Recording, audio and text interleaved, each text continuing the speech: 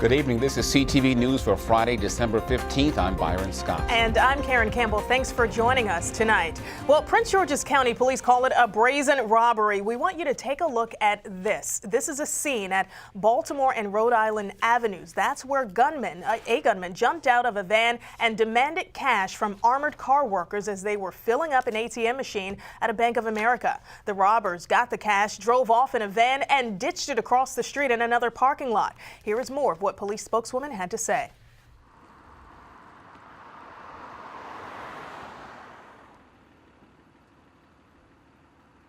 There was a third security guard who was inside the armored truck at the time of this robbery. He was able to set off his alarm.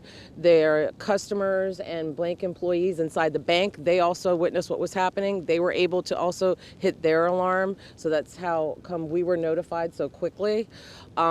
This is obviously a brazen robbery in the middle of the day. This business was open for business. We have not seen a case like this in a long time. Luckily, no one was hurt in the incident. Police are on the lookout for two suspects, but haven't released a description. What's next? That's the big question now that the SEC has repealed the net neutrality rules. The Federal Communications Commission took the controversial vote yesterday. While they did, a number of people stood outside in the cold to protest the move. The regulations prohibited providers from blocking websites or charging for higher quality service or certain content. We spoke with a professor of social media at the University of Maryland about how the change might impact consumers. That's how you say his name, the guy that Trump put in place. Like, he said he was going to do this. Absolutely going to be worse for consumers. We don't know how. We don't know what they're going to do yet.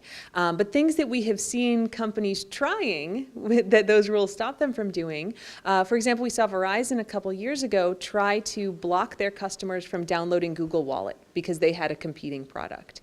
And so what it means is your internet service provider could block you from using Google, block you from downloading apps that you want, and force you to use something that they think is better for you. They could sell you packages. So Netflix doesn't come with your internet, but if you pay an extra $20 a month, then we'll let you stream it. So we're going to see ourselves being charged more for the services that we want, and we just don't know how they're going to do it yet. It will take weeks for the repeal to go into effect, so consumers will not see any changes right away. But the political and legal fight has already started. Numerous Democrats on Capitol Hill calling for a bill that would reestablish the rules, and some public interest groups have vowed to file suit. The CEO of Prince George's County School System proposes a $2.1 billion budget for the fiscal year 2019. Dr. Kevin Maxwell's financial plan will expand some existing programs like 3D Scholars, P-TECH, and the Academy of Health Sciences. The budget will also increase funding for full-day pre-K classes. $1.1 million will go toward a student safety action plan and staffing the diversity office. Now, the spending proposal includes a $27 million increase from the state and a $115 million increase from the county. And for snow lovers, this early winter is a dream come true, but for others, not so much. As snowflakes enter the forecast, the question still remains, how much will we get? Well, D.C. residents and counties north and east of the city can expect at least 1 to 2 inches of snow, a winter weather advisory in effect until 7 o'clock tonight. Meantime, Maryland State Police are urging motorists to be cautious while driving during the weather tonight. Temps dropping throughout the evening.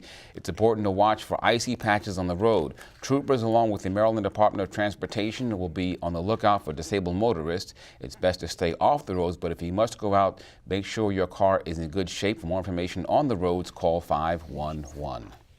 A former county liquor board commissioner is facing up to 5 years in jail tonight. 39-year-old Anuj Sudge of Hyattsville pleaded guilty today to federal bribery charges. Prosecutors say Sudge and an attorney solicited bribes to vote favorably on requesting being heard by the liquor board. Now, one of several officials indicted in a bribery scheme, he'll be sentenced on April 5th.